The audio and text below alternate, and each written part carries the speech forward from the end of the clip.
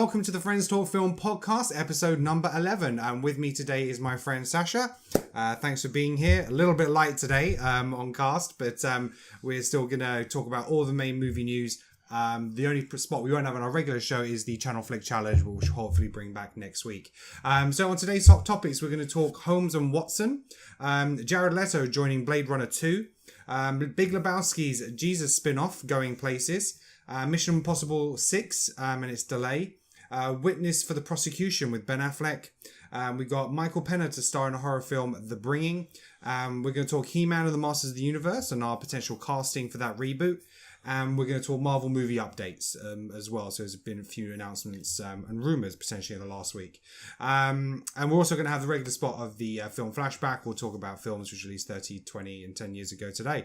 If you're new to the show, we're lifelong friends and we talk film on a daily basis. So we just share our thoughts and opinions with you.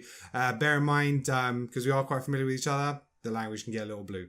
But other than that, it's as normal. So, Sach, first topic of the week, Holmes and Watson. So, the comedy pairing of Will Ferrell and John C. Reilly. They've brought us comedy films like Talladega Nights and Step Brothers. They've landed on a new comedy take on Sherlock Holmes, so entitled Holmes and Watson. Ethan Cohen, who last directed Ferrell in Get Hard, will call the shots after having written the script. So Ferrell was linked to another version of this, who was going to star as Watson alongside Sacha Baron Cohen, who was going to play Holmes in another comedy version, but that got dropped. So have we seen enough Sherlock, or is there space for this movie? There's space for this movie if it's a comedy version. Mm-hmm. Good cast. That gets my funny bone up and down the Step Brothers pairing. It's just the director. I mean, is it like Get Hard should have been funny. It was Will Ferrell and Kevin Hart, right? It should have been the one, but I mean, not really. I don't think it really hit the mark, really. Yeah. From the director. I always think that Will Ferrell does his best movies with hang on, give me a sec, with the guy that did Step Brothers, Adam McKay, that did. Okay, that's right. Yeah. When him and Farrell are on point, it's like, they had their Funny or Die channel. Yeah, they had, you got Anchorman, you got Step Brothers, you got Talladega Night. That formula works. Yeah. Because they, he gets the best out of Ferrell. He gets the best out of Ferrell, and Ferrell, fair enough. There was Anchorman 2, which. But it still had its funny moments in there. I think, I actually think with that pairing of John C. Reilly and Ferrell, they're missing the major component there. Yeah. You know what I mean? I'd agree. If you said he was directing, I would have been totally like, this is my shit. Yeah, you know what I mean? Because you've got you got all three cylinders working there. This one, you're missing a key component there. I mean, like, that's just me. I'm sure it'll be funny. I'm sure some people will like it. I'm not really that interested unless Adam McKay was in that director's seat, Again, really. until we see some shots potentially of because we don't really know necessarily what time period it's going to be set. Is it going to be a modern take? Is it going to go back to sort of like an olden period? We don't know, but like I say, the director doesn't fill me with much confidence, and it's interesting the fact that he's written it as well. So I'm not sure necessarily about his writing credentials, but we'll see what happens. Well, who's playing Holmes?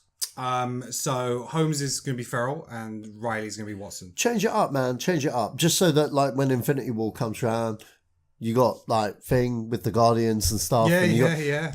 Someone says, Reilly. No shit, Sherlock, and all three of them, like, turn around, man. Gosh, I haven't heard that in a while. No shit, Sherlock. Shit, Sherlock.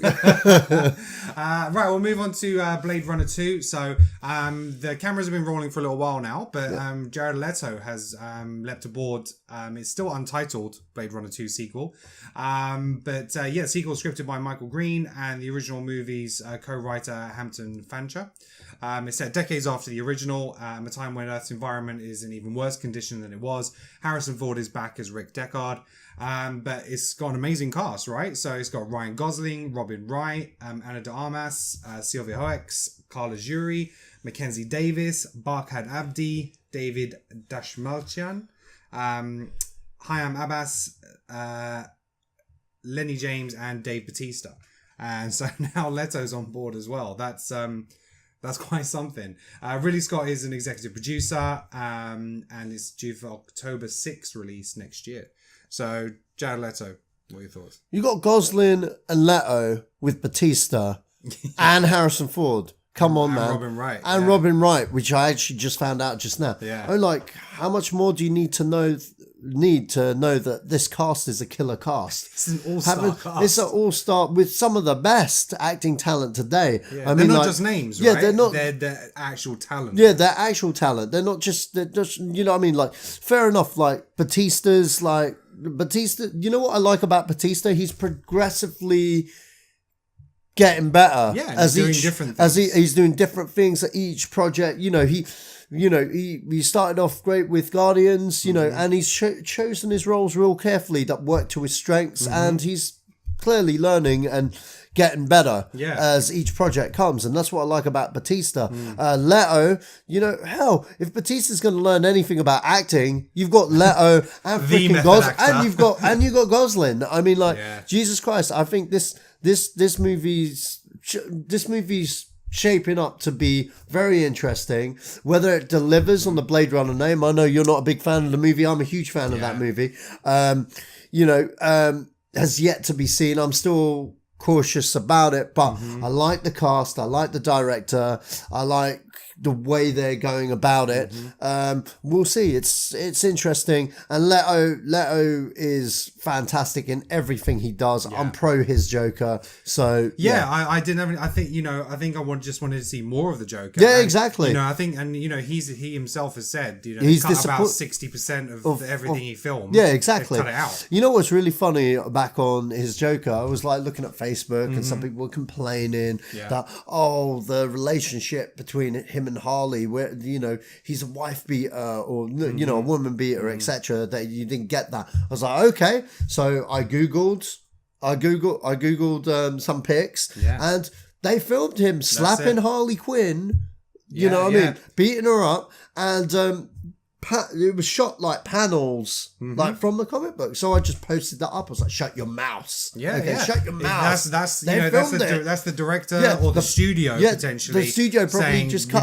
We don't want to see it, but the director did film it. Maybe it'll come in a special Blu-ray edition. I don't know.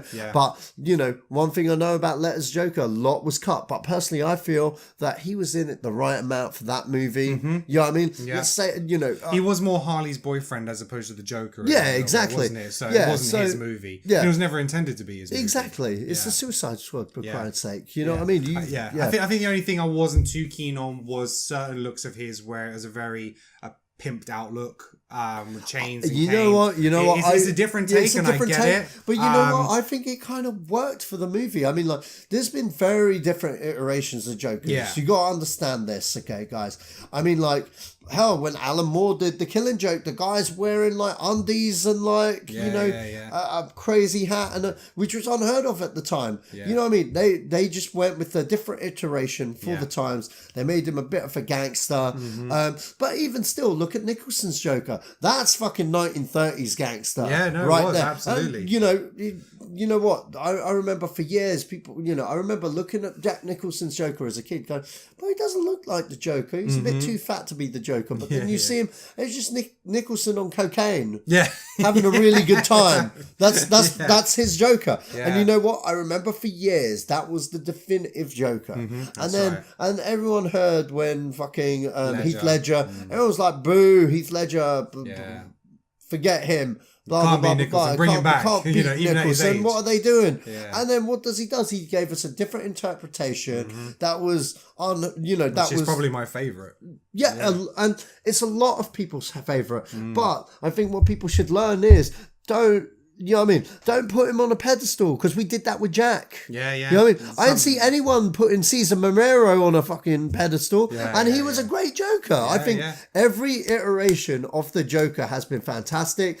I think I liked Leto as the Joker, and I said, when they said Jared Leto, well, this was coming off of what's that movie? Dallas Buyers Club, Yeah. where he won. And I looked at Dallas Buyers Club. I could totally see him playing the Joker. Yeah, he never plays anything the same. Exactly, a different look never every anything time. the same. And on top of that, he's a talent. Oh, you know what I mean? Yes. And when you see his Joker, yeah, you know what? He was probably a bit too on the nose. Mm-hmm. You know what I mean? Too on the nose, and that's probably why they changed it up a little bit. He's got so much to look at in terms of to take which direction do I go with this character? Yeah, because there's so many incarnations. So it's always going to be hard. You don't want to repeat anything Exactly, because otherwise you're impersonating an original take on it. So I think what was interesting was because I think one of the things about his look I didn't like was the grill.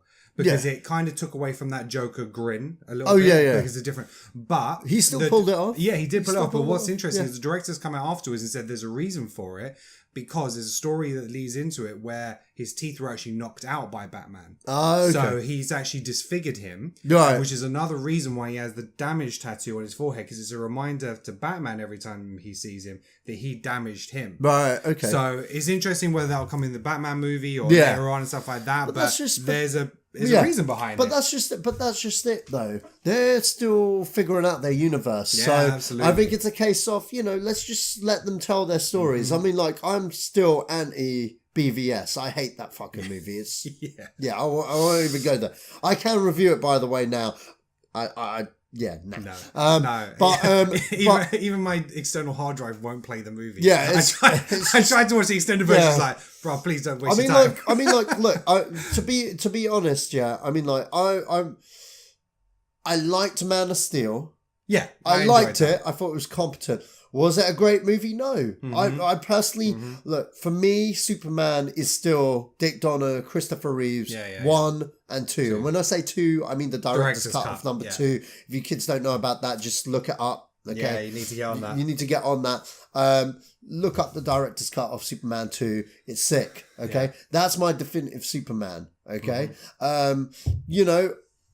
I liked elements of Return, but it has huge problems. Like, he was a big stalker, and like I like the aesthetic about Superman Returns, that they were trying to keep it. Yeah, it had the right feel, because it was supposed to be a follow-on from number 2. And I like that they kept the aesthetics of 1 and 2, yet bringing it into the modern day, and that's about as much. And I liked Kevin Spacey as Lex Luthor. That's about as much. And Brandon Routh wasn't necessarily Superman; he was playing Christopher Reeve playing Superman. Yeah, and it worked. And it worked.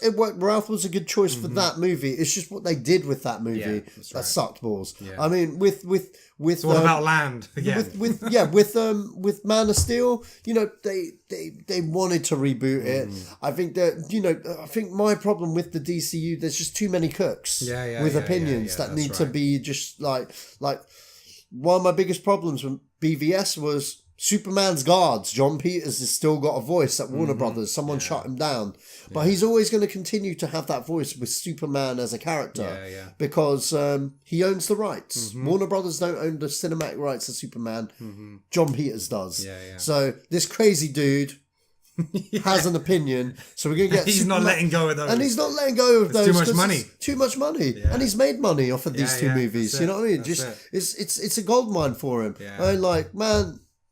And the thing is, whatever happens with the performance, you will go see the next one because you can't not. Yeah. It's just one of those franchises and characters that you can't not go see. Yeah. So we'll all see Justice League, no matter what we think about it going in, because we have to see how it's turned out. Sorry for the U-turn, guys. Getting back on target, though. Blade Runner 2. Yeah. Fantastic. I'm excited. We'll see. I'm excited. We'll see. We just need to see something from it. I just want to throw it out there we haven't seen any on-set pics or anything like that, characters in costumes. I'm not even sure they've even started filming. Have they started filming? Yeah, they started some pre-production filming. Because he's got a film coming out very soon, the director. I can't remember the name of the film, but he's got something coming out very soon. Right, okay. The Arrival. I saw the trailer for that. The trailer for that just hit recently. It's got Amy Adams in there. Yeah. It's got Hawkeye up in there, and it's got Forrest Whitaker.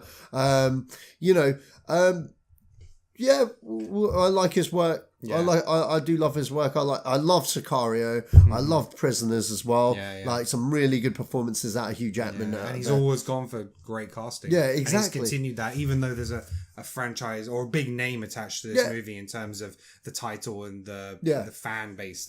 So got a lot of faith. Got a lot of faith. Right, so we can move on to going places. So this is a bit of a funny topic. Actor, writer, and actor, writer, and director John Turturro has he's not been shy about bringing his character Jesus Quintana from The Big Lebowski back onto the big screens. So it looks like he's potentially going to finally do his latest project called Going Places, which is potentially a spin-off. Now, the new film also features Bobby Cannavale, Audrey Tautou, and Susan Sarandon, and was pitched as a remake of the 1974 French comedy, and it stars two aimless thieves who are known for stealing, fighting, or charming people who somehow rope a woman into their criminal behavior, competing to win her affection. Right. So it's not necessarily sure. Now, this is currently filming in New York at the moment, but the rumor is potentially that character is going to be in this, or they're incorporating that character as one of these two criminal guys. Right. And like the character's taking a turn. So it's a very weird potential thing. I really love the character in The Big Lebowski. Are you familiar with the film? I'm familiar with the film. I'm just wondering why they'd have a pedophile as a main character. It's really interesting. I mean, I can understand the actor liking the character, but he's gone to the Coen brothers several times and was like, I want to do this character again. They're like, nah. Is this definitely... No, it's more of a rumor. It's a rumor. It's not a definite No, it's not a definite. No. We won't really know that much about what... Maybe he's just another character called Jesus. I don't understand the connection to Big Lebowski without the Coen brothers, you know. So they've distanced themselves. They've been not interested in doing anything. Well, with this I wouldn't. Right? A lead where like the main dude's a pedophile. I mean, like I don't see a lot of people buying into that. Box office. I doesn't seem like anything where I'd want to watch. You know what I mean? Like period. I'd be like, what the f? You know? I mean, the guy is quite strange. Yeah. He's a good actor actually. We started watching that movie with Woody Allen. Oh yeah, look, he's a great... which I need to finish. He's a great director. I mean, what's it? Fading Gigolo. Check it out. It's a film he directed. It's fantastic. It's a really funny rom-com in a way, but it's a really funny comedy about it's like a dark comedy. Yeah, it's like a dark comedy. Check it out. It's got Woody Allen in there. He's a competent director, and he does more dark comedy kind of thing. So this probably plays into that. I'm interested to see this movie based on him as a talent. He's a guy that should be in a lot more stuff. He should be a bigger dude than he is. You know, I've always liked the stuff, even in Transformers. Even though those films, you know what I mean. I'm not gonna lie, I liked his character in Transformers. He served the movie. Well. He served the movie well. So good luck to him. I hope it's not the same Jesus, because again, it's just so weird. It'd just be so weird. No. So next up, Mission Impossible 6. So pre-production has begun on the sixth film of the franchise. This was announced even before Rogue Nation was even released. Because it's a franchise that's going to keep going. But as far as Rogue Nation is concerned, I really enjoyed that. I thought it was one of the better ones in the franchise. But a small team of around 15 to 20 people have begun early prep on the film in London, including visual effects testing. But Paramount has now ordered work to stop until a pay dispute's been settled. So it's unclear whether the dispute lies, but a lot of it is rumoured to be about Tom Cruise. Whether it's his, because he's obviously producing and starring in it. And so whether it's the case of him wanting more money or his agent trying to get more money, saying, look, you can't do it without this guy. But production's kind of stopped on it at the moment. So is Tom getting too big for his boots, or does he realise that Paramount haven't got anything without him? Unless they had to reboot it. You know what? Pay Tom the money. Just show him the money. Okay? Just show him the money! I mean, look, here's the thing. Paramount, I personally think, have treated Tom Cruise quite poorly over the past 10 years. You know what I mean? Like, look, they've set up, what was it? Ghost Protocol to replace him. You know what I mean? Can you remember that? Because the head of the studio's wife didn't like Tom Cruise. She turned around to her husband and said, I don't like Tom Cruise. So automatically he tried to, because MI3 didn't perform as well as it should, He was like, oh, well, if my wife doesn't like him, fuck Tom Cruise, and tried to mess him up, basically. And then with Rogue Nation, there was this thing where they set up the Jeremy Renner role to try and ease him out kind of thing. Yeah. You know what? Tom Cruise, look, it's become he's so iconic in this franchise now. Can they do Mission Impossible without Tom Cruise? Yes, they can. Okay, yes, they can, because I personally believe the IP has been there longer than Tom Cruise. But here's the realistic thing. He owns the IP. Yeah. Okay? He owns the IP. So without Tom Cruise, there is no Mission Impossible in movie forms at this moment in time. You know, if he wants more money, there must be a reason behind it.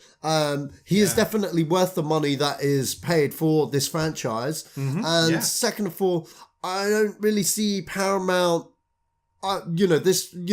Paramount don't really have a lot of options when it comes to their franchises. Yeah. Because... I mean, Rogue Nation earned just under 700 million. Exactly. You know, it did good money. It did great money. You know, and I just think, just show him the money. I mean, like, whatever that dispute is, you know what I mean? Whatever that dispute is, there's probably a reason behind it. We're just speculating. You know, a lot of people are, oh, Tom Cruise doesn't need that money, blah, blah, blah, blah. But we don't know the reasons. Man does his own stunts. Man's going to die one day. Yeah, but man does his own stunts, hand onto a bloody Harrier jet or whatever, some I don't know what kind of plane it was, but hung onto a plane, did it for real on some crap harness. You wouldn't see me on one of those for any monies. You know what I mean? Like, you know what I mean? Man did it for our amusement. Yeah. So we, as the, you know, because there's one thing he does pretty much most of his own driving stunts as well. Yeah, I know, but this is one thing about Tom Cruise. His commitment to the movies that he makes is on level with Jackie Chan's almost now. I'd say almost, okay? That guy does the films. He does good films, okay? Yeah. Forget his personal life. He does good films that, you know, and he does most of these stunts for the audience. For the audience. If you don't like Tom Cruise, fair enough. That's your personal opinion, okay? But if you're to tell me that certain Tom Cruise movies are bullshit, you need to just stop watching movies. You know what I mean? Period. Because I don't think there's really been much in there of his I haven't liked. Yeah, exactly. I'm trying to think of a movie I haven't There's liked. only one movie I didn't like, and that wasn't because of him. It was Oblivion. Right, yeah. I didn't like Oblivion because I just felt... It had me on the edge of my seat. What's happening? What's going on? Etc. But then the last 15 minutes killed the whole movie. I'm going to say what happens because some people have turned around to me and said, no, I don't know what you're talking about. It's amazing. I'm like, okay, cool. Well, I walked out of it going, Tom, you let me down. But then it's no Edge of Tomorrow. Yeah. Edge of Tomorrow. Check out Edge of Tomorrow. Especially if you're a sci-fi fan. That's a most underrated film, you know? Yeah. But genuinely, Tom Cruise always... I think the only other film where I was like, was kind of like War of the Worlds. Yeah, War of the Worlds. I wasn't a big fan of that one, and that was kind of more of a Spielberg, you dropped the ball. Tom, it wasn't great. It was a double whammy on that one, but you know, Valkyrie, look, Tropic Thunder, Collateral, Last Samurai, Minority Report, Vanilla Sky, Magnolia, Rock of Ages, Jack Reacher, Eyes Wide Shut. That was kind of a peculiar film. Yeah, that was. But Jerry Maguire, The Firm, Few Good Men, Far and Away, Days of Thunder, Born on 4th of July. Maybe not so Days of Thunder. Cocktail, Color of Money, Top Gun. It's like, come on, all the right movies, Risky Business. Okay, out of them, Days of Thunder, that can jog on. That can jog on. The two I just suggested they can jog on. But out of that list, do you know what I mean? Out of that list, my man's had a good run. Show him the money. It's like, let's pay Tom. Let's get production Tom. Let's get on. We want to see some Mission Impossible. Just sort it out. You know what I mean? Let's go, Paramount. Let's go. Right. So the next up is Witness for the Prosecution. So Kenneth Branagh is already working on a new version of Murder on the Orient Express. Yep. And now Ben Affleck wants to get in on the Agatha Christie remake action. He's made a deal with 20th Century Fox for an update of Witness for the Prosecution. So this was originated as a short story, although it was first known as Traitor in Hands in 1925. He was given the new moniker in 1933, and Christie then adapted it into a play in 53. In 57, Billy Wilder turned it into a movie starring Charles Lawton and Tyrone Power, and it resulted in earning 6 Oscar nominations. So the story concerns a lawyer representing a man accused of murdering a wealthy widow who left him her estate. The suspect's wife, who is initially unable to be called against him because of their relationship, is then brought in as a witness for the prosecution because she was married to someone else. When the first wed the defendant. So it's lots of twists and turns and that kind of stuff. So Affleck is going to be starring and directing in it. But obviously we're going to see him next in The Accountant, which is later this year. Can Affleck do any wrong at the moment? No, he can't. Look, it's a buy. It's a straight up buy. Look, Murder Mystery and Ben Affleck, that's what he serves best, okay? Go watch what's it? Not Gone Girl. What's the Missing Child film he did? Gone Baby Gone. Gone Baby Gone. Watch Gone Baby Gone. He's got his, even watch Argo. He's got his crime thriller thing going on. Watch The Town, especially. He can do this. Look, this is a walk in the park for Affleck. Affleck, we trust as a director. Just do it. Just do it. I want to watch it. Yeah, cool. So we don't know whether it's going to come before or after his Batman solo movie. I think it's in between. I probably believe it's in between. Because we haven't had an official announcement on the Batman movie release date. Yeah. So we don't know where that's going to fit in the slate. But short and sweet. I'm down for this. Affleck. So more Affleck, brats. baby. More brats. Get in on that. Smith needs you. Okay, so then we've got the Bringing. So this has been going on for a couple of years in terms of like pre-production. Nothing's really happened, but In Fear's director Jeremy Lovering is attached to direct, and Michael Penna is now aboard to star. So Michael Penna is from Ant-Man. So fast-talking guy from Ant-Man. Yeah, I know. The film is based on the strange case of a 21-year-old Canadian student, Eliza Lam, who was found dead in the water tanks on the roof of the Cecil Hotel a month after her disappearance in January 2013. The coroner's verdict was accidental drowning, but a video of her odd behaviour in one of the hotel's elevators an hour before her death went viral. Now, you can see this online on the internet. This is a genuine story. And it led to worldwide conspiracy theorists and hauntologists to believe she may have been possessed. So, adding to the spook factor is the notion that serial killers Richard Ramirez and Jack Unterweger were both reportedly residents at the hotel at one point or another.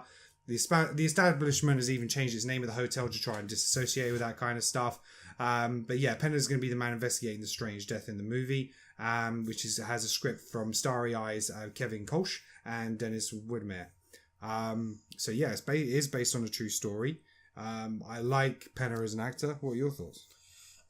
Is he the lead in this? Yeah, he's going to be the lead. Yeah, sure. Lead investigator. Yeah, sure. I mean, why not? I mean, like, look, I like him generally as an actor. I love, what's it? Is it End of Watch? End of Watch? End of Watch with him and Gyllenhaal. Jake Gyllenhaal. I'll have to have a quick check on that, but yeah. I love that film. Look, so far, I've liked everything this guy's in. I mean, he could do no wrong. I mean, like, if it's him as a leading man, sure. I think he's got the charisma for it. I don't think he's been a leading man yet. I could be wrong. I'm just double checking now. Yeah. But, no, I don't think. I mean, he was in. Yeah. Okay. Well, he's. End of Watch. Yeah. He's done the Chips movie. He's next coming out. He's also got the Chips movie. Yeah. Based on the TV show. But he's done a lot of voice work. Ant-Man, he was in Grace Point TV series, he was in Fury. Yeah. I mean, Fury's American Hustle, American Dad, he's done voices. Yeah. I mean, it's about time. It's about time he's had a, test the waters to see whether he's a leading man or not. I think he's ready for it. Also, I think this is a very good thing for diversity amongst the Latino community as well. Yeah, absolutely. It's about time. I mean, like, look, he's a breakout star. Yeah. If there's one thing I could say about Ant-Man, he was one of the highlights. In Fury, he was one of the highlights. Yeah. He's a good guy, man. Yeah, and when you start reeling off some of his performances, you actually remember him in those movies quite well. World Trade Center, Shooter. Yeah. And strong performances in those. So yeah, definitely do it. I mean, like, he's a rising talent, and like, just do it. Just do it. It's going to be interesting how they market this movie because it is based on a viral video. You know, there's actual footage of some of the stuff that's gone on here, where they'll reshoot that, where they'll use the original. How have they spoken to the family of the woman who's died to get the rights to do this? So considering it's only in 2013, so it's quite an unusual project. So we'll have to wait and see how that manifests itself. But yeah, no, it's going to be an interesting one. So today, me and Sacha are going to be talking He-Man and the Masters of the Universe. So director McG, who of Charlie's Angels and Terminator Salvation, is calling the shots on the Sony Pictures movie. So this is his big project now. He's like, this is the next film that I'm going to make. He cited the recent success of like HBO's Game of Thrones and Marvel's Guardian of the Galaxy as influences on how to get it right.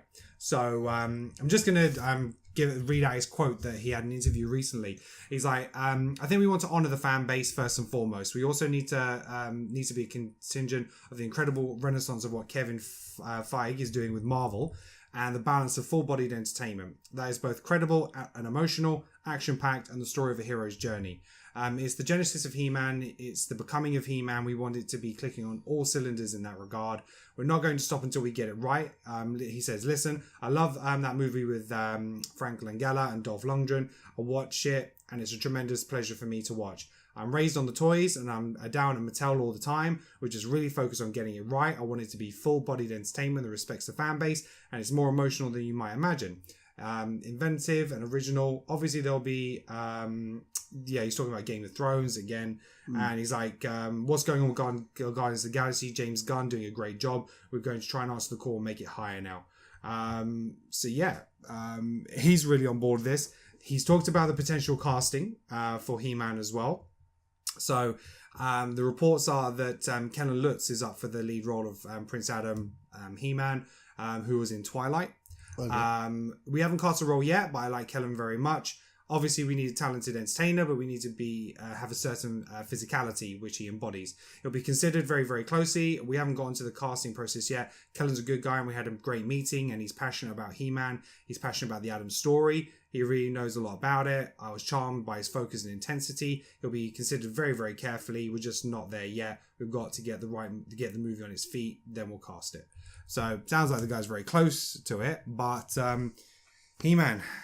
Can they get it right? Is McG the man to get it right? Yeah, I think, look, okay, a lot of people didn't like Terminator Salvation. I actually did, for all the things that he did get right. I mean, like, look, here's the thing. Charlie's Angels and Terminator were two totally different kind of movies. You know what I mean? Charlie's Angels was very much a CGI fest. You know what I mean? Both of those movies. But one thing can be said about both those movies. Their aesthetic in tone were exactly what was needed for what the project demanded. You know what I mean? And this was a studio movie. He was picked to direct that studio movie, and he did it to to what the studio wanted, kind of thing. And that's the tone they wanted to do. And one thing I should say, I was a fan of the first Charlie's Angels movie. The second one had its problems, but it was still an okay ride kind of thing. Yeah. And you know what I mean? Like with that first one, and I'll go back to that first one, it was a fun action movie. He had the tone right, etc. And there's one thing I can say about him. Unlike most action directors, bring it to Terminator Salvation, okay? The script was already in play. So story-wise, whatever, that was always going to happen. Yeah. But the one thing I will say about Terminator Salvation versus something like Terminator Genisys and Terminator 3, you know what I mean? McG delivered big action. Yes. James Cameron level action. His aesthetic was completely different to Charlie's Angels. It was a lot more practical than digital, even though it had digital characters like the big giant robot and stuff. And, Arnold, it was handled with care and precision. The Arnold was was an actual bodybuilder with the physique of Arnold Schwarzenegger. The CGI Arnold's head was implemented in very quick cuts so that you knew, oh, that's Arnold. So only if you freeze framed it, you were like, okay, that's a bit CG. That was a bit dodgy, but it was used in shadows and physicality. You know what I mean? Even look at the props in Salvation, the aesthetic to the world, to the world building there, the practical T-800s that they use there. You know what I mean? You don't get that in a lot of films these days. So when he mentions stuff like Game of Thrones and Guardians, you know he knows what he's talking about. If you ever saw him at Comic-Con trying to sell everyone Terminator, you know what I mean? Like, he got Linda Hamilton back. Yeah. He got Arnold on set, you know, just for his permission, showing him what we're doing. Can we use your likeness? You know what I mean? You know what I mean? Like, you know what I mean? That T-800 fight with Christian Bale, that was a very physical fight because it was a mixture of prosthetics and CGI, and it was executed well. So when he talks this way about He-Man, he is a fanboy. He knows his stuff. He's just not got it right because it being studio projects. Because of that. I'm hoping that this is the project that he gets right and nails. Yeah, you know what I mean? This could be a huge franchise, like Transformers. Yeah, exactly. And McGee's a fanboy himself. He knows what he's talking about. It's just, and the fact that he's still talking about the fans early on is a positive. Exactly. And I believe him because I think he was disappointed himself with Terminator as well. But you know, again, you know, he's not creating the story from scratch. It's a project. It was a project, and he gave it the best that he could give it. I don't think, you know, I think the fans didn't respond to it as well because of the story and not his aesthetic as a director. You know what I mean? Agree with that. So that's what I feel from McGee. I think these are really good comments. I like the way he addressed the casting. That you know, the guy was positive and passionate for it. I'm not too. It's about the story of Adam as well. Yeah, exactly. So it's not just He-Man. Yeah, exactly. And I like the fact that he you know, he's not when you're the guy. Yeah. You know what I mean? He's being, you know, he's still looking at other people. Yeah, he's gonna take his time. He's taking his time to develop this. Most people, most franchises are like, get it out. This is being handled with care by the sounds of it. They're having to create a whole new world. Exactly. You know, it's a fantasy world, and if they can do it in that kind of Game of Thrones vibe, that's gonna be really exciting to see because they will be able to bring the fantasy element to it as well. Exactly. So I was thinking about some casting and stuff like that. So He-Man. So they've obviously talked about him. Who else can you see possibly? So I had down Chris Hemsworth and Jason Momoa. I think they're both very good castings. Very, very good castings. Very on the nose castings as well. Yeah. They've both got the physique. They both have the acting chops, most definitely. Momoa's very on the nose. So's Helmsworth. I could see Helmsworth like totally owning Prince Adam, and even He-Man. He's got that charm factor as well, right? So I'd throw in the mix Channing Tatum. He's been mentioned as because mainly because the guy's gotten better as an actor. Yeah, that's true. And I do bring in the Foxcatcher performance absolutely. Because he's got one that's always kind of forgotten about him because you always go to comedy as opposed to that. Exactly, but you know, I didn't think Foxcatcher was as good a film as I thought it would be. Yeah. But one thing that's second to none, the guy can act, and he started off being really, really shit. Yeah. All right, really dog shit in movies like, I don't know, in loads of rom-coms and stuff. And Step Up and all that. You know, he was not the best actor. And what I like about Channing Tatum, I'm going to get his name. Sorry, dude. You know, he's turned around and he's put in the hours. He's looked at what doesn't work. And now he's at that point in his career where he's choosing his projects carefully. You know what I mean? He's choosing his projects carefully, etc. But I think this could be the franchise for him. Absolutely. I actually think this could be the franchise for him personally. I think he'd be probably the right pick. Kind of thing. Not the obvious pick, but at the same time, I think he'd be a good actor to step in there because I think he could play Adam, and I think ideally watch Foxcatcher if you want to see his acting chops, the level he's at now. So for Skeletor, I think he'd be the guy. For Skeletor, I had Manu Bennett.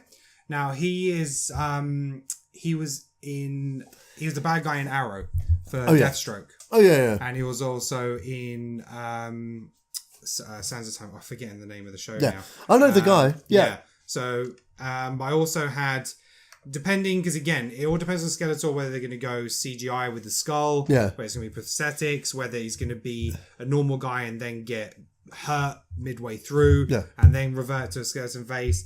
So I had Michael Shannon potentially as well, because I'm trying to think of not just CGI caption pokers, but I want someone who can be quite big as well. Because if you think about the cartoon, Skeletor's hench. Oh yes, he's as big and physical as He-Man, and I think potentially like he can get lost. But I also had, if you're going to go for motion capture or just pure acting and evil, DiCaprio. Do you know what I mean? That'd be like completely different. If we're just going motion capture, Bryan Cranston.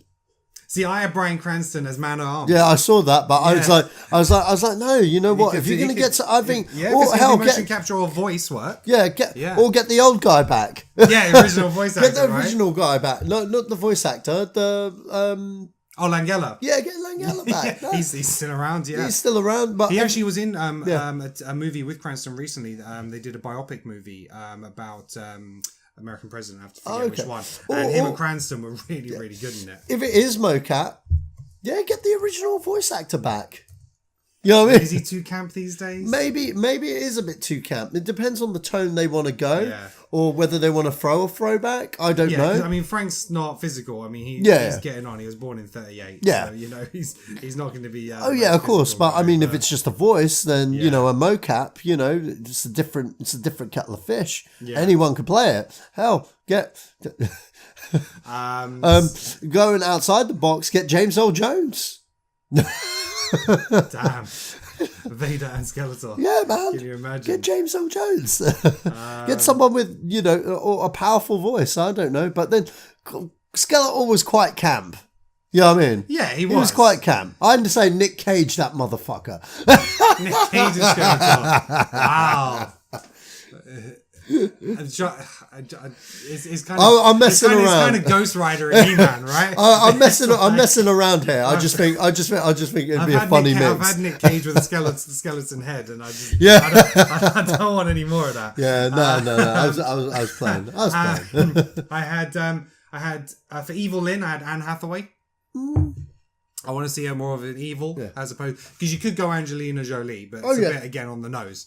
So Man at Arms, I had Bryan Cranston. And why not? And why not go on the nose? I mean, like, you can. With fantasy casting. Angelina Jolie, you know what? Very different role for her. She could play. But it's a little bit like the Disney movie that she did.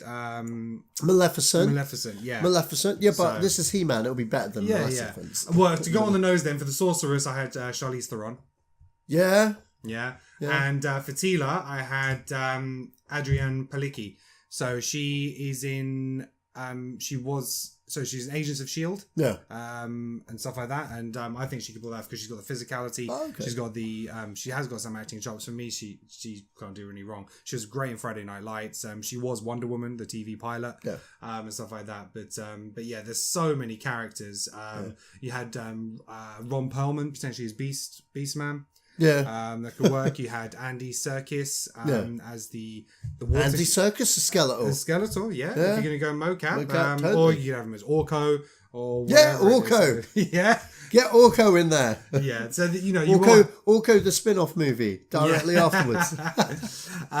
So we'll wait and see. But there's so many characters they can bring into that. It's an army versus an army. So, because you're going to have to cast his dad. Right? Yeah. And stuff like that. So, his parents and all that, because they're all in the original. But yeah, maybe Sean Bean as He-Man's dad. Yeah. Because he's probably going to get killed off. Yeah. I was just thinking, motherfucker going to die. So you know what you did in Game of Thrones? Yeah, we need to kill you like that. Yeah. So we're just going to talk about a couple Marvel movie updates. So this isn't a confirmation. This is very much a rumor because it hasn't been confirmed or denied by Sony or Marvel. But The Wrap is reporting that Zendaya, I'm not sure if that's how you pronounce it. Yeah, that sounds spot on the nose. Zendaya Marie Stroma Coleman she may have a bigger role than in Spider-Man Homecoming than they thought, because according to them, 2 individuals with knowledge of the product to confirm the 19-year-old actress will be playing long-time love interest Mary Jane Watson. So at least one recent draft of the script dropped several heavy hints to suggest that her character is Mary Jane, but like I say, there's no confirmation. Obviously, she's been previously played by Kirsten Dunst in Sam Raimi's version, and Shailene Woodley was cast as her in the Andrew Garfield movies, but obviously all her scenes were cut from the second movie, so she didn't actually appear. Now there's been a lot of reaction again online for this casting because of the ethnicity of the character and the actress. I know James Gunn has tweeted defense of it and stuff like that. He referred back to sort of like Michael B. Jordan in Fantastic Four and all that kind of stuff. So I think she's actually got a look. I think she's a really pretty actress. She's probably got more of a tone to the character of Mary Jane than anybody else that's played her so far. So, but what are your thoughts? Okay, before I get onto the ethnicity part of it, let's go back to the source. Okay, so this was on the Wrap, right? Yeah. Okay, by Humberto Gonzalez. Yeah. Yeah. Okay, right. Let me see how credible this is. This is the same Humberto Gonzalez that reported that Scott Eastwood was playing Steve Trevor in Suicide Squad. Yeah? Before we discovered that Wonder Woman was actually back in time in World War One. Right? Okay. Nice scoop. Nice scoop. This is the same guy that said that Hugh Jackman storyline was not having anything to do with Old Man Logan. Yeah. Nice scoop. This is the same guy that said The Force Awakens was going to be called Balance of the Force. Nice scoop. Yeah. Yeah. I'm glad you got a lot of hits on the Wrap. I'm glad that everyone's like, you've called it a controversy thing and whatever. Cool story, bro. Okay, that's what I've got to say about that. Okay, do you really think that Marvel would hide the fact that she's Mary Jane Watson by calling her Michelle? Okay, do you think Marvel would do that? Yeah. This is Marvel. Because that's been her character's name, right? Okay, because that's the character's name. Do you think Marvel, the company that just announced a 15-year-old black lady to play Iron Man, okay, in the comic books, that has made Jane Foster Thor, that has done, what's it, Miles Morales as Spider-Man, would actually do a cloak and dagger move here? Yeah. Do you really think that? I'm just throwing, this has not been confirmed. I could be completely wrong. I think it's a hoax. I don't think it's real. Yeah. Even if it was real, okay, I'm going to point this out. Mary Jane Watson, her key characteristics, okay, as a woman, as a girl, okay, hottest girl in school, okay, like the hottest girl in school, almost like supermodel. You know what I mean? Like, guys bend over. She goes on to be a model. Yeah, she goes on to be a supermodel stroke actress. Guys bend over backwards to go out with this girl, okay? She's inobtainable to someone like Puny Parker. Okay? All right? That's a character trait. Okay? Kirsten Dunst wishes she could portray that. Yeah. Failed. I think all around she was not the prettiest girl. She was not the pretty. She tried real hard in that first one, and we'll give her that. And then when it came to the sequel, she just didn't give an F. No. You know what I mean? She was just like, she didn't even brush her hair. And she didn't even dye her hair red in the sequels. You know what I mean? She's like, no, she's kind of like blonde, but like, you know what I mean? I'm getting paid, right? Everyone knows who I am. Fuck you, Kirsten Dunst. So, I'm kidding, but no. All reality is that's the reality of the Mary Jane Watson character that we have got cinematically. Shannon Woodley,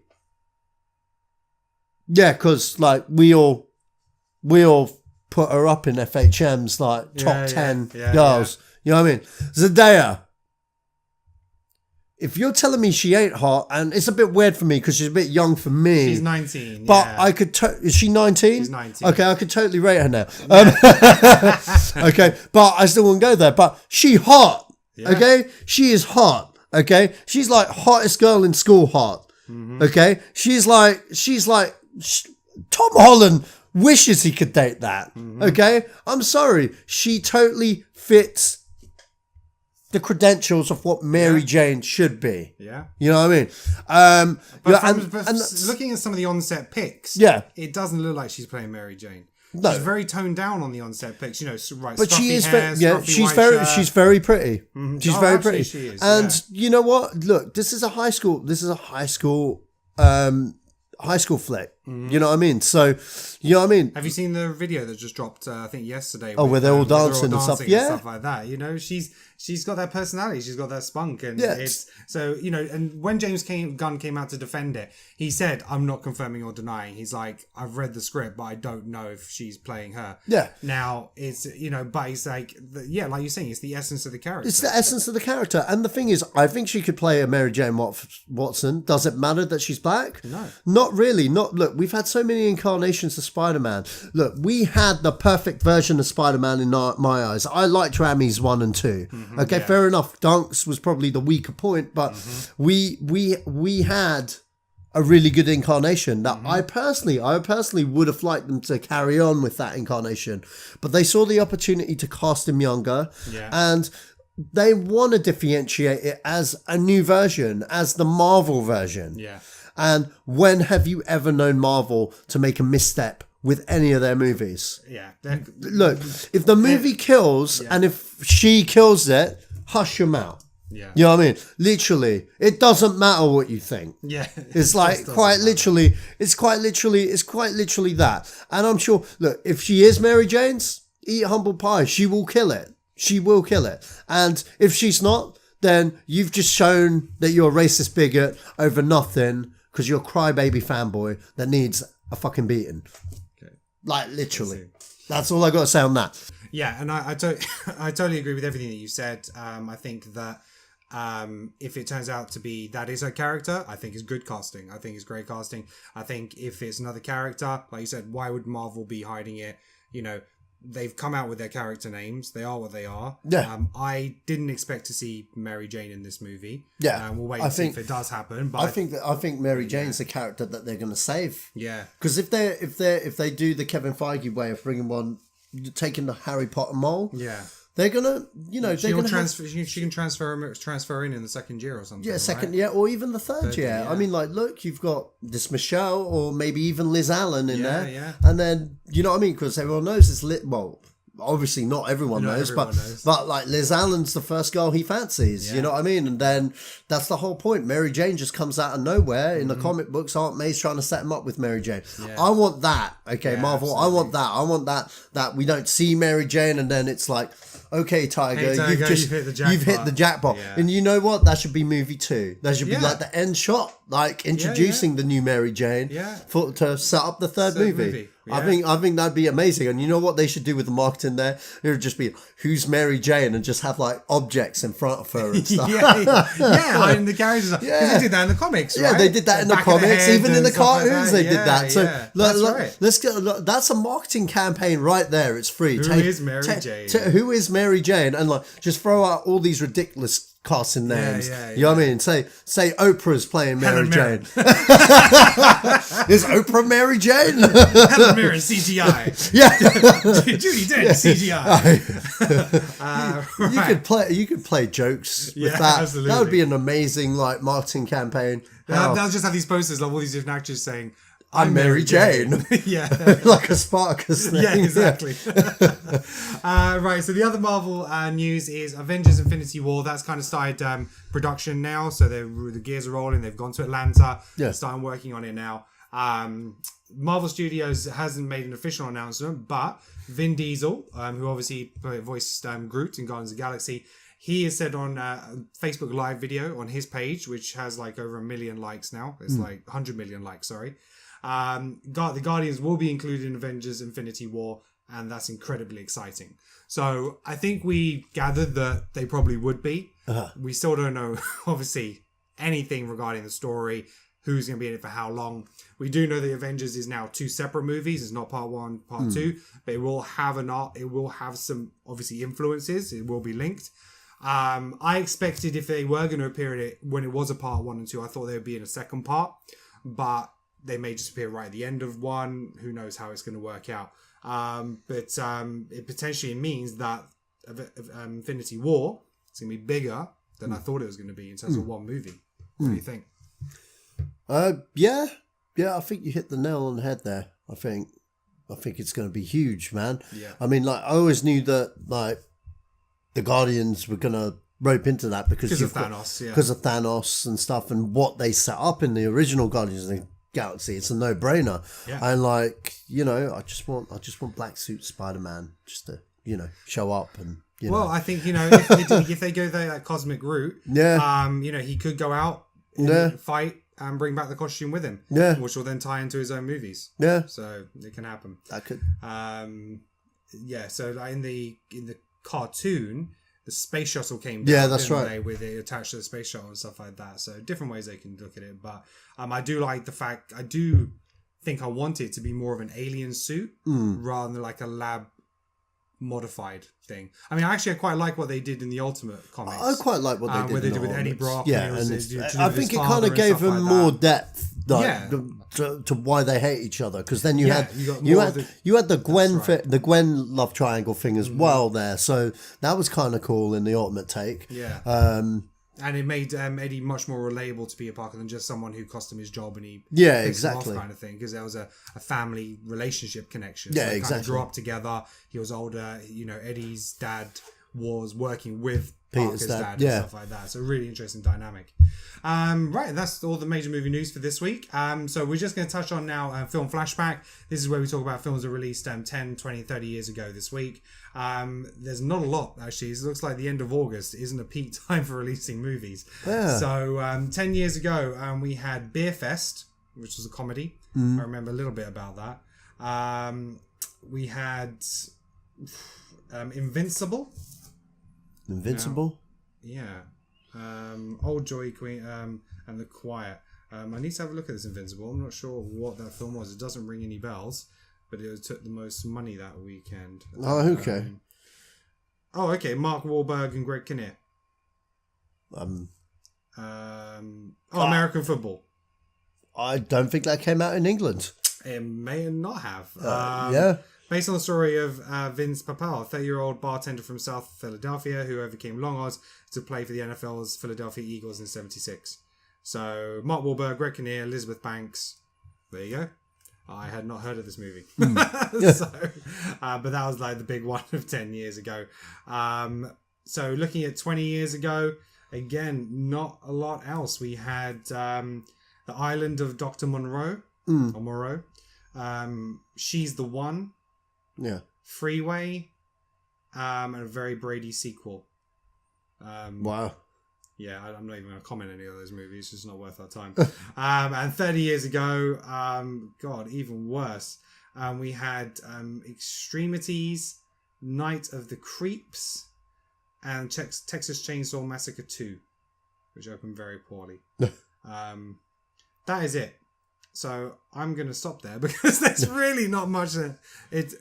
Last week of August, I think all the big summer releases, they're still just having their legs. Yeah. So, you know, when we spoke about some of the film flashbacks last week, we had quite a few more. Yeah. And I think they would just have longevity to wait through to the end of the holidays. And there's not till sort of like end of September, October, you'll start getting some of those Oscar movies coming out and stuff like that. So, film flashback, very short this week because fuck all came out. At the end of August, 10, 20 and 30 years ago. But, you know, saying that, it'll probably be something else that came out in 2007, which was great. But, and that's it. So those are all the major topics and film flashback for this week. Just any other business. So just a couple of TV things I wanted to pick up on. The Jack Ryan TV show. So John Krasinski, who's star of the US Office. He was also in 13 Hours, Michael Bay movie recently. He's set to star as Tom Clancy's Jack Ryan, and the show's just received a green light from Amazon Prime.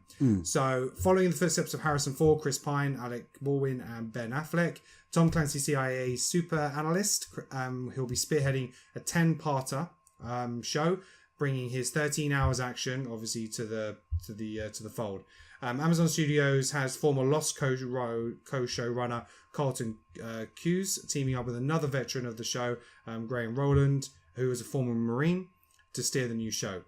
So they won't be adapting any of the books, but will be instead showcasing the character as a CIA agent analyst in the present day, a few years beyond when we see him in the 2014 film, which was Chris Pine, without being a connection of that take or character. Yeah. It's going to be a more modern day take. I think for me, that character is right for the small screen, and a 10-part series, similar 24 fashion, I guess, could be a good thing. What do you reckon? I'm a big fan of like the Jack Ryan series. Yeah. I've read a few of the novels, and like I was a big fan of the Harrison Ford films, Claire and Present Danger, and Patriot Games. Yeah. Really good films. And Hunt for Red October is like a damn cinematic classic, man. What gets me is why Ford didn't do that when he was offered it. Yeah. Because he was offered it first, and he passed on it, and then Baldwin didn't want to do the second one, and they got Ford, who they wanted originally. So it's a bit weird. That would have been a nice like little trilogy for Ford. Yeah. But then furthermore, though, like I wish they carried on with Ford, because that could have been an ongoing franchise for Ford. Because he eventually becomes the president of the United States in the novels and stuff. So I don't know necessarily. No links to Air Force One. I don't know necessarily about a TV series. I think it could work. I think movies probably would have served this material better, personally. I was really excited about the Chris Pine one, and I felt Chris Pine is still the man for the job currently for this iteration, even though the movie wasn't all that, because I think the movie wasn't really based on any of the source material before. They just kind of made it like a prequel kind of thing, because they've all been good movies, maybe not so much the Chris Pine one, but I felt he was the right guy. You know what I mean? I felt he was the right guy. The reason why I say movies probably suits it better is because so you get an adaptation of each book, and like this potentially could be like a franchise for a particular actor where they could come back to not straight away every 2 years, but later on, because the character gets older.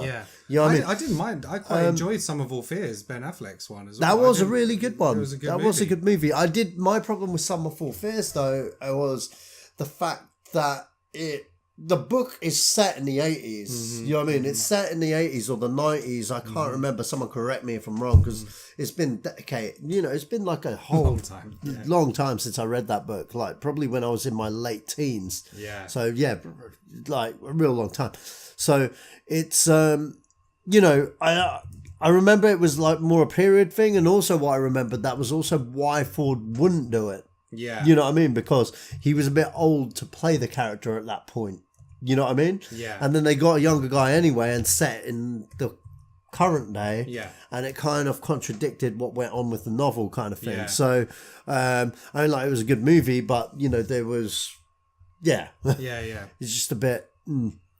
So the other TV show that's been given a green light is Warner Brothers Television have planned to keep the undead alive at the studio with a reboot and a complete reimagining of 1987's The Lost Boys. So the film, it was directed by Joel Schumacher, starring Jason Patric, Kiefer Sutherland, Jamie Gertz, and the Corey brothers, dealt with a pair of Arizona brothers who unexpectedly go up against a local gang of vampires. The intent of the series, being written and produced by iZombie's Rob Thomas, is to thoroughly examine the notion of immortality. So where previous entries in the horror subgenre like Angel, Forever Night, Being Human or whatever have done so via flashbacks, The Lost Boys promises to take a different approach. So they've said this version is being envisioned as a 7-season arc in which will tell a story spanning 70 years, each season chronicling a decade. So season 1 will be set in San Francisco during the Summer of Love in 1967. Each season the humans and the settings and the antagonists in the story will all change. Only the vampires are Lost Boys, like Peter Pan, characters who never grow up, remain the same. So if that plans out in terms of starting off at 67 and spanning 70 years, that'll take us up to 2037. So it'll be a kind of almost a futuristic take on it in a sense. But I think that's a really interesting concept. What do you think? I think it's a really interesting concept. I'd much Does it need rather. to be Lost Boys? Does it need to be Lost Boys? That's Yeah. that's the thing. I mean, why couldn't this just be a brand new vampire show, an original IP? I mean, like the Lost Boys is like one of the best vampire movies you'll ever see. Yeah. Okay, quite literally. I mean, like, name me a good vampire movie now. I think we're up. I think around now is a good time for a vampire resurgent. Really, but it needs to be a killer movie, quite literally, in a literal sense. I mean, like, we've had too many. The zombies has been huge in the last few years. Yeah, zombies has been huge, and plus, like last time we had vampires, we've had our little Twilight-y kind of fairy zombie thing going on there, which not really my cup of tea. Like, I remember the days when, like, not zombies, vampires used to suck blood, not dick. I mean, like, seriously. I mean, like, shit. But I mean, some more Bram Stoker Dracula. Yeah, I mean, Interview with the Vampire, or Dust like Till Blade. Dawn. Yeah, Dust Till Dawn. I mean, like, 30 Days of Night. Yeah, that was a good movie. But I mean, But like I say, 30 Days of Night was 2007. So it's almost 10 years. Yeah. So I mean, we just need to have like a new. I wish it was like a normal, like a new IP, because all these nostalgia trips and TV. Lethal Weapon didn't work. Yeah. Okay, Beverly Hills didn't work. Beverly Hills didn't get past the pilot, but and what else have they done lately? Oh, Rush Hour. Yeah. Rush Hour got cancelled. Yeah. Sorry, John. We love you, man, but like, just so for those that don't know, we used to work with this phenomenal martial artist called John Fu. Check him out. He's done quite a few films and stuff. The TV show's not bad. So the Rush Hour TV series it was on E4. Yeah. He was good. He was really good in it. He did all his own stunts and stuff like that. Exactly. And, I think the mistake the TV show made was they restarted the show from the beginning, in the sense of it was the same characters. For me, restarted it. I don't know if that it's a case of it's Jackie Chan, man. You can't replace Jackie. I love you, John, man, but it's Jackie. Yeah. You know what I mean? At the same time, I don't dismiss him, because for him that was an opportunity. Huge opportunity. Yeah, it's just the studio decided they didn't want to do a second season. That's the same with any of these actors. It's these producers and stuff, like So unless you make immediate money, you're going to get cancelled. Exactly. There's so many shows now that just don't get past that first season. And that's one of them. But yeah, I mean, I think they're going to use the Lost Boys just because of a marketing point of view. They can. They'll maybe, I can imagine them trying to get some cameos from the original cast, all that kind of stuff, get Keith Sutherland to make an appearance or something like that. So, well, he wouldn't be playing the character, because vampires don't age. CGI that motherfucker. CGI that motherfucker. But who knows? Yeah. But yeah, so that was some other TV news. So that's my kind of any other business. Anything from you, Sash? No, I'm good. So what we're going to do on next week's show is we're going to kind of do a summer movie wrap up. So we're going to talk about our favourite movies from the summer, probably dating back to about May, X-Men time, and then up until the end of August, we'll talk about favourite films hits, the stuff that sucked like BVS, and stuff like that, but big hits like Jungle Book and stuff like that. So we're going to talk about that next week. We'll have another guest, or the challenge will be back. I've got movies ready to go for that. But thank you very much for watching the show. If you enjoyed, even if you didn't, please hit the subscribe button below. Please share the video and like it amongst anyone you know that is into movies. Sash, if anyone wants to find you online, where can they find you? Sashman3 on Twitter. Okay, and you can find me at Ken and Akbar on Twitter. You can find the show obviously on Facebook as well, Friends Talk Film page. There we'll post up more movie news, we'll post up trailers and stuff like that, so you get a lot more information on the Facebook page. But also check out sort of like our fellow podcaster. Sasha's on another podcast called Zito's Gang with our friend Joseph Buchanan, so please make sure you check that out as well. They talk all movie news, great guys. So that's it from us. Thank you very much for watching, and we'll see you next week.